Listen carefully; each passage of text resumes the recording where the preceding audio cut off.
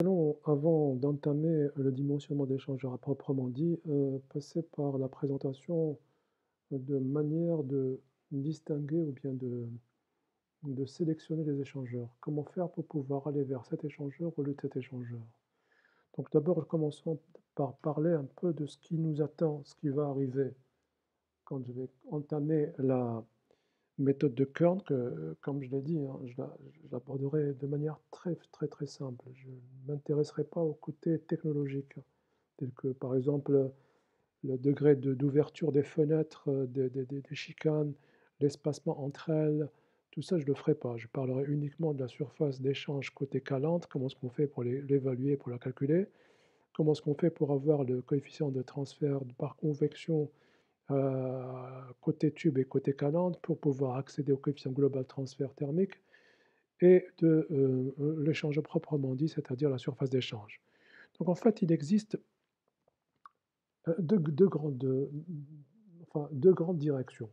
Soit l'échangeur existe et par conséquent on ira voir ses performances après un certain temps de travail, voir par rapport aux données du design, comment ça se fait que les valeurs aient dégringolé et diminué, pourquoi les taux d'échange ont diminué, ou alors l'échangeur n'existe même pas. Et donc il faudra le proposer un échangeur, un assemblage de pièces pour pouvoir concevoir votre échangeur. Mais globalement, qu'est-ce qu'on aura à faire? Ben, nous aurons deux volets. Le premier, c'est l'évaluation de la surface d'échange, puis d'une géométrie capable de réaliser la consigne exigée par le client. Ça veut dire quoi? Ça veut dire d'abord, une fois que vous avez votre consigne, vous allez devoir choisir, par exemple en fonction de théma, de la codification théma, l'échangeur requis pour assurer cette tâche. Une fois que l'échangeur a été désigné, il faudra par la suite déterminer sa surface d'échange. Donc comme je l'ai dit, il y a deux cas. D'abord le cas le plus intéressant, celui que nous allons suivre, c'est un échangeur qui n'existe pas encore, qu'il va falloir justement dimensionner. On parlera de sizing. Ça veut dire quoi? L'échangeur n'existe pas encore. Il faudra choisir la géométrie pour pouvoir calculer la surface d'échange et voir si on va pouvoir répondre aux exigences du client. Il faudra bien sûr avoir en tête toujours la dualité paire de charge transfert thermique. Ça veut dire quoi pour la énième fois? Si par exemple je voudrais privilégier évidemment les échanges thermiques, je vais le payer très cher d'un point de vue paire de charge. Au contraire, si je décide de diminuer le débit de la pompe, c'est-à-dire diminuer les paires de charge, je vais avoir des échanges thermiques très faibles, voire médiocres. Donc il y a un compromis, un juste milieu entre les deux. Le deuxième cas que je vais vous présenter, c'est lorsque l'échangeur existe déjà. Il est disponible au niveau de la raffinerie. Et là, on nous parlera plutôt de design. Qu'est-ce que c'est que ça? Ben, on vous dira, par exemple, comparer par rapport aux données du design, les données actuelles. C'est-à-dire, après un certain temps de fonctionnement, vous le savez, les surfaces en contact des fluides vont s'encrasser. Cet encrassement va diminuer les performances de votre échangeur en diminuant par exemple la température de sortie et donc le coefficient global transfert thermique. Donc on vous demandera de déterminer par rapport aux données du départ les nouvelles performances de votre échangeur. Bien, alors avant cela, allons voir un peu la classification de ces échangeurs thermiques. Nous avons dit qu'il y avait plusieurs critères pour pouvoir classifier les échangeurs thermiques avant d'arriver à leur construction.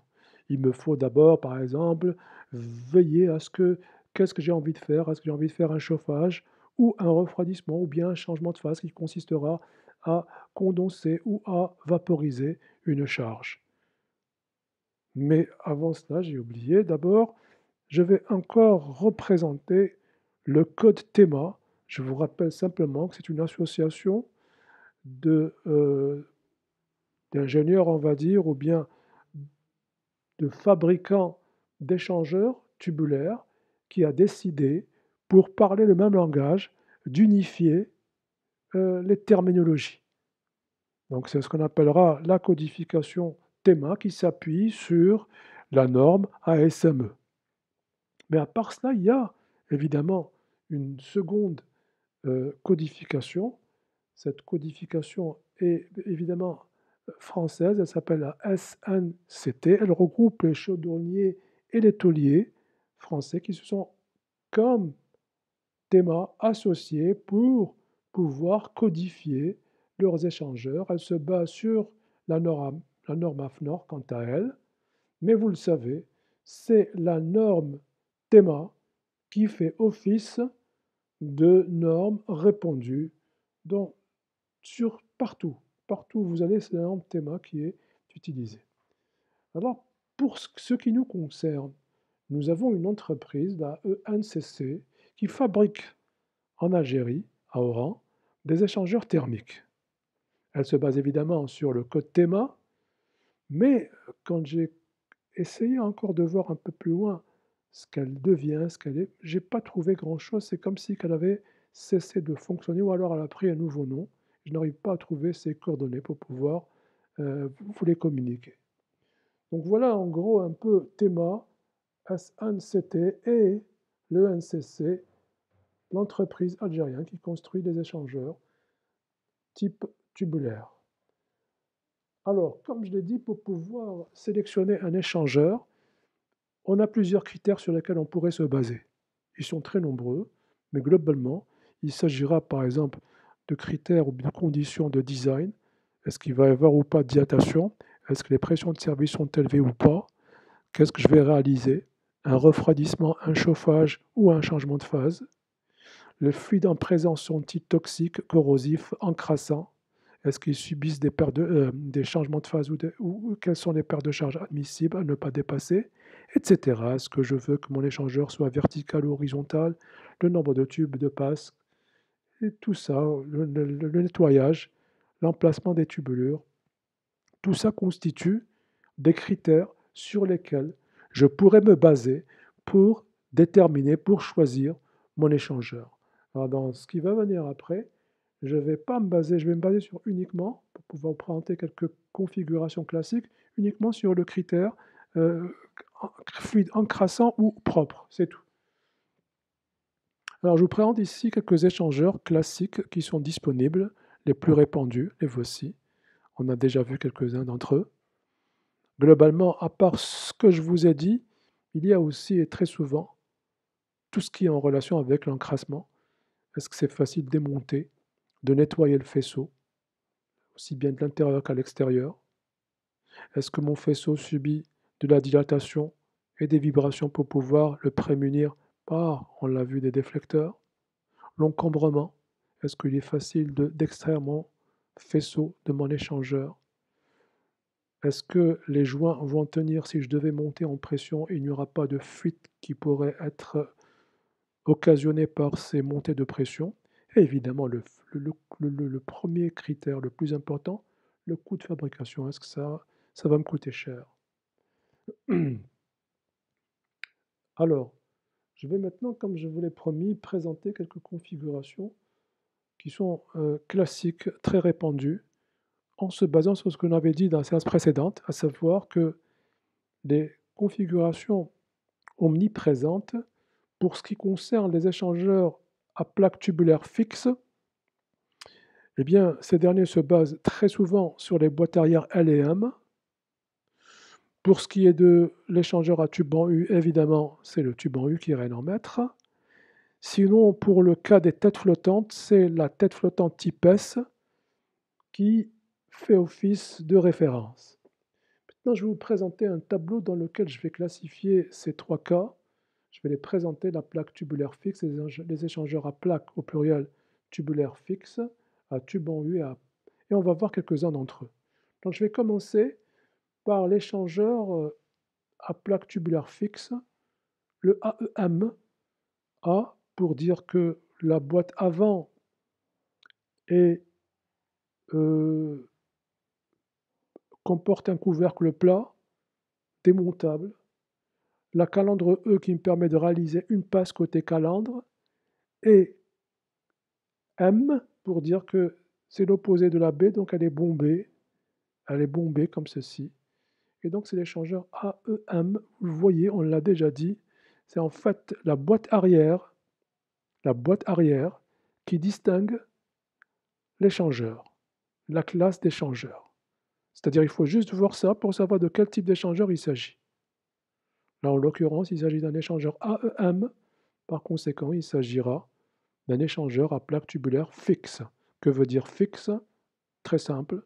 La plaque tubulaire est soudée à la calandre. Par conséquent, il y a impossibilité d'accéder au nettoyage mécanique de l'extérieur des tubes puisqu'on ne peut pas extraire le faisceau. Donc cette configuration est adaptée au fluide propre côté calandre. En revanche, côté tube, évidemment, puisque je peux déboulonner le couvercle, je peux facilement nettoyer l'intérieur des tubes. Nous allons voir maintenant une seconde configuration que je commence à présenter, la voici. Donc je vois là une tête avant avec un fond plat, elle ressemble à la A, la calandre type E, et ici, c'est exactement la, la A, mais en tête arrière, ce qui fait que ça correspond à la L. Ça doit être la AEL. AEL. La voici. Mais évidemment,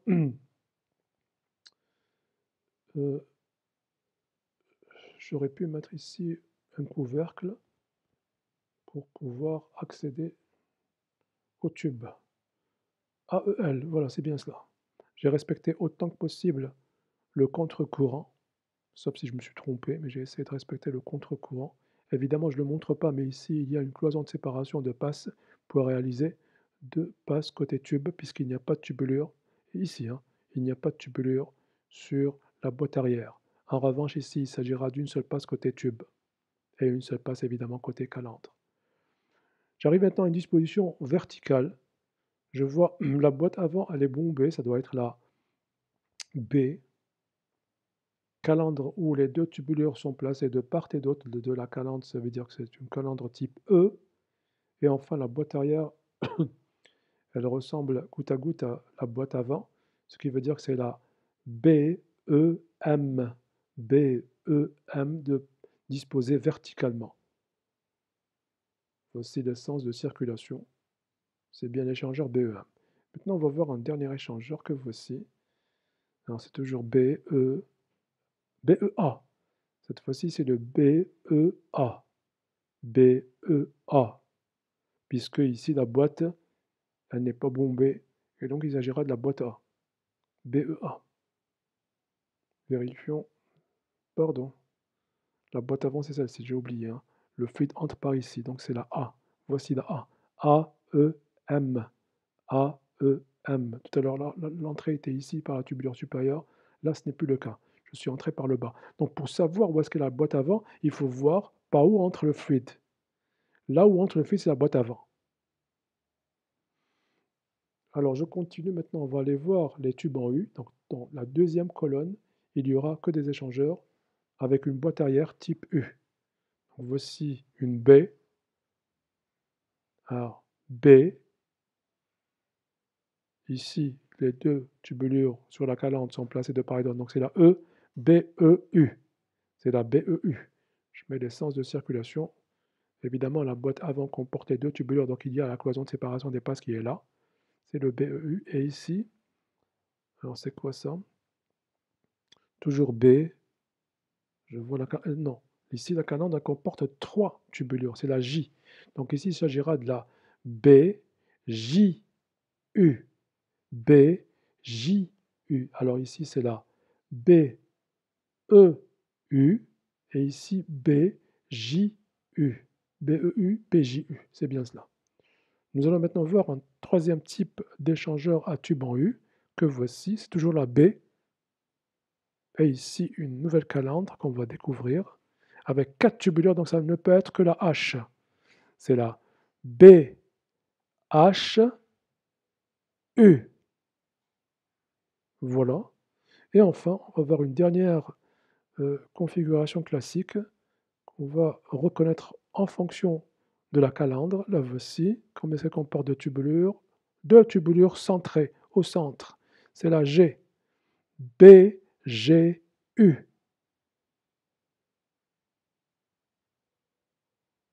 C'est bien cela. Alors, ce que je n'ai pas dit, c'est qu'ici, je n'ai pas mis de déflecteur. Évidemment, la charge est divisée en deux. Donc, il y a moins de risque pour que mon faisceau subisse une altération ou de la vibration. Comme ici, hein, je n'ai pas mis de déflecteur puisque le débit est divisé par deux. En revanche, si j'étais rentré par une seule tubulure, j'aurais placé mon déflecteur. Qu'est-ce que je ne dis pas d'autre? Oui, maintenant vous le savez, la calandre E, c'est celle qui présente uniquement une seule passe. En revanche, la J, on appelle ça un écoulement divisé. La G, un écoulement fractionné en deux circuits parallèles. Et enfin, la H, c'est un écoulement fractionné en quatre circuits parallèles. Il faut retenir ça parce que à chaque fois je vous dirai qu'il y a un nombre de passes côté tube, côté calandre. Côté tube, je vous fais confiance. Côté calandre, il ne faut pas dire autre chose que ce que je viens de dire là pour les calandres E, J, H, G. Continuons. Nous allons maintenant voir le cas des têtes flottantes. Alors voici maintenant arrivé une première boîte. C'est la boîte avant. Je la reconnais rapidement parce qu'elle comporte deux tubulures. Ça ne peut être une boîte avant. Ce n'est pas une boîte arrière. La calandre E, donc c'est la A, je ne l'ai pas dit. A, E et la tête flottante, la voici. Alors elle est en rouge.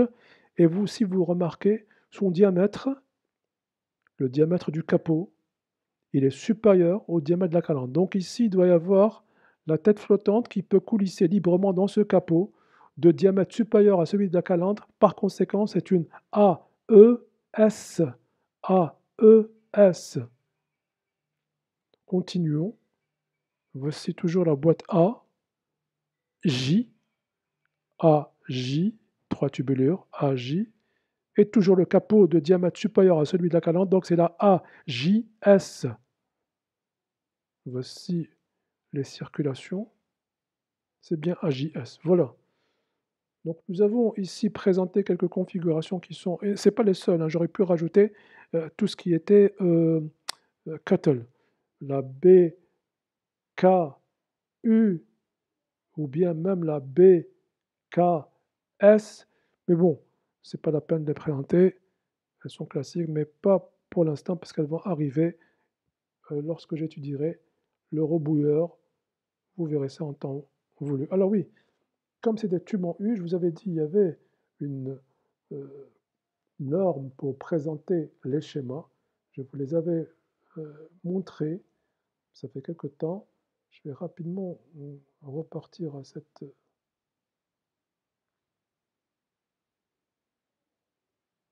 Si vous vous rappelez, je vous avais montré comment schématiquement représenter un échangeur double tube, tube calandre et à tube en U. Les voici. Donc ici, vous voyez l'échangeur à tube calandre en haut. En revanche, en bas, vous avez l'échangeur à tube en U. Et vous voyez, cette fameuse épingle, c'est pour juste dire qu'il s'agit d'un échangeur à tube en U. C'est pour ça que j'ai rajouté, pour être précis et pour être conforme à ce que je vous ai dit avant. Bien, revenons à notre cas. Donc nous allons maintenant, comme je vous l'ai dit, une des...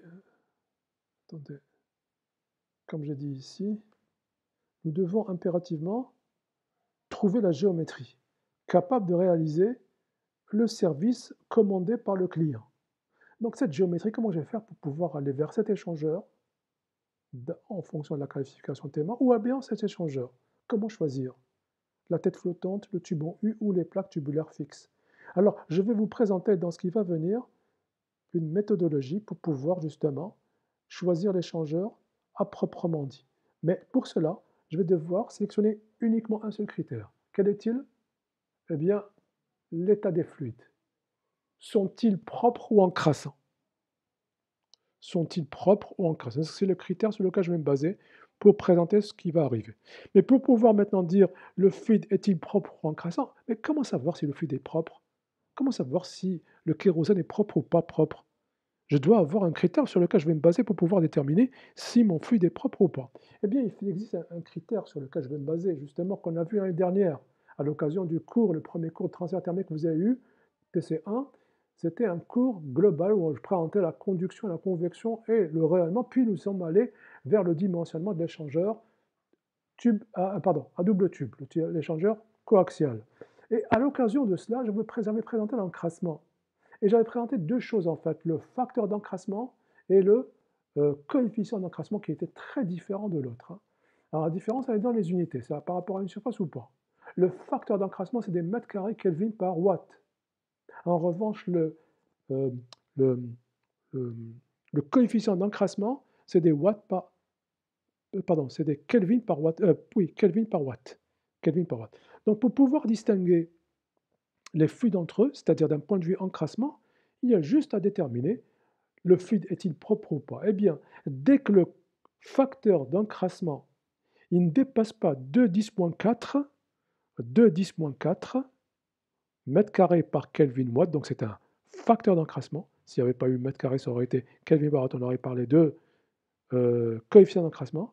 Donc dès que votre fluide ne dépasse pas 2,10-4 mètres carrés Kelvin par watt, on dira que le fluide est propre. Sinon, si vous dépassez en l'occurrence 3,4, 3,5, 10-4, il s'agira d'un fluide encrassant. Maintenant, il y a juste une petite chose entre les deux. Entre 2, 10-4 et 3, 10-4, qu'est-ce que c'est comme fluide? Puis on l'appelle, j'ai trouvé dans quelques ouvrages, on appelle ça un fluide propre encrassant. C'est-à-dire qu'il y a entre les deux. Donc maintenant, allons-y.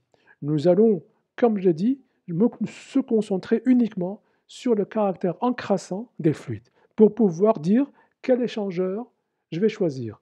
Est-ce que je vais aller vers le tube en U, les plaques tubulaires fixes ou bien les têtes flottantes?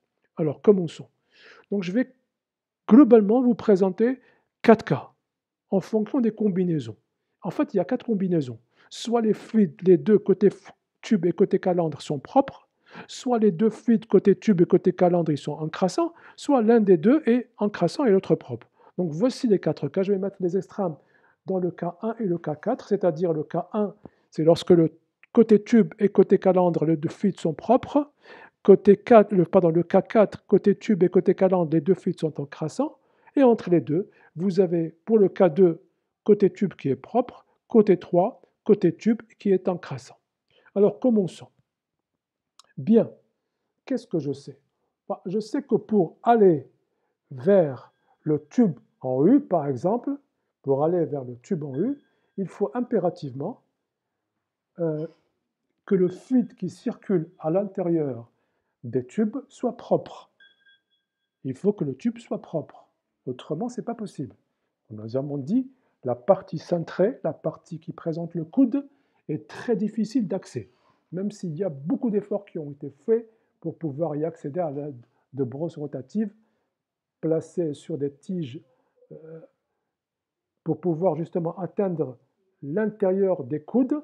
Eh bien, ça n'empêche que pour pouvoir aller vers le tube en U, il faut que le fluide qui circule côté tube soit propre. Donc voilà, je vais aller vers le côté tube, vers le tube en U. Bien, mais il y a une toute petite légère contrainte. Le tube en U, quand je vais vers l'échangeur à tube en U, impose impérativement qu'au minimum vous ayez 2 passes côté tube. Maintenant, si quelqu'un me dit, moi j'ai envie d'une seule passe côté tube, une seule passe côté tube, il n'y a pas de souci, on va aller lui proposer un échangeur à plaque tubulaire. Un échangeur à plaque tubulaire. Donc pour pouvoir aller réaliser une seule passe, on va aller vers un échangeur à plaque tubulaire. Bien, donc voilà un peu pour le premier cas. Nous optons, lorsque le fluide côté tube et côté calandre sont propres, nous optons pour l'échangeur à tube en U. Maintenant, si le côté tube pour le cas 2 est propre, mais le côté calandre est encrassant, vers quel échangeur je peux aller? Je peux toujours aller vers le tube en U. Je peux toujours aller vers le tube en U. Puisque côté tube, le fluide est propre. Côté tube, le fluide est propre. Maintenant, idem, de la même manière, si je ne veux réaliser qu'une seule passe, Qu'est-ce que je fais? Je vais aller vers une tête flottante. La tête flottante me permettra d'aller vers de réaliser pardon, une seule passe. De réaliser une seule passe. Donc je vais maintenant placer ça pour réaliser une seule passe. Je vais maintenant proposer pour le cas où le fluide côté tube est encrassant. Si le fluide côté tube est encrassant, vers quel échangeur je vais aller? Je vais aller côté tube, pardon, je vais opter pour le cas des plaques tubulaires fixes. Pourquoi? Parce que lorsque l'intérieur des tubes est encrassé, je peux, grâce à des grattoirs ou à des jets d'eau, nettoyer l'intérieur des tubes puisqu'il suffit juste de déboulonner les plaques, les couvercles. Quand je déboulonne le couvercle, je peux accéder à l'intérieur des tubes. Donc lorsque l'intérieur des tubes est propre, et évidemment, il faut impérativement que le fluide qui circule côté calandre soit propre. Pourquoi? Parce que nous avons dit que les plaques tubulaires sont soudées à la calandre. Je ne peux pas accéder à l'extérieur des tubes. Donc dans ce cas, le cas 3 me conduit automatiquement vers l'échangeur à plaques tubulaires fixes. Mais également, je peux aussi, si le fluide côté toujours calandre, il est situé entre, comme on a dit, entre le propre et l'encrassant. Je vais aller vers la tête flottante, c'est-à-dire si le fluide est encrassant, propre encrassant, entre 2 10-4 et 3,4 10-4 mètre carré Kelvin par watt, je vais aller vers une tête flottante, puisque pour la tête flottante, nous avons dit que nous pouvons nettoyer aussi bien l'intérieur que l'extérieur. Maintenant, le dernier cas, je n'ai pas bien fait l'animation, c'est dommage, tout va arriver en même temps. Pour le dernier cas, vous l'avez compris, si le fluide côté tube et côté calandre est encrassé, si le fluide est un fluide encrassant, je ne peux pas choisir le tube en U. Je ne peux pas choisir l'échangeur à plaque tubulaire fixe. Je ne peux que choisir la tête flottante. Parce que pour la tête flottante, je le sais, je peux extraire le faisceau de manière très simple, très simple, pour nettoyer l'extérieur, tandis que l'intérieur, il suffit d'enlever le couvercle. Vous allez me dire, mais la S présente quand même une certaine difficulté. Oui, la S présente une légère difficulté pour l'extraction du faisceau, puisqu'il faut déboulonner complètement le capot, puis déboulonner le couvercle pour arriver à enlever, à extraire le faisceau. Mais globalement, le cas 4, le dernier cas, lorsque les deux fluides sont encrassants, me fait conduire, me fait choisir l'échangeur à tête flottante. L'échangeur à tête flottante. Maintenant, je vais présenter ici, dans ce qui va venir, des exemples de tubes en U, de plaques tubulaires et de têtes flottantes. Les voici. Donc, pour le tube en U, je vous présente le BEU. Pour les plaques tubulaires fixes, le AEM et le AEL. Les voici. Et enfin, pour le AES, c'est-à-dire la tête flottante, voici l'échangeur. Voilà. Qu'est-ce qui reste ensuite? Non, ça c'est déjà présenté ça. C'est une erreur, ça devrait pas y...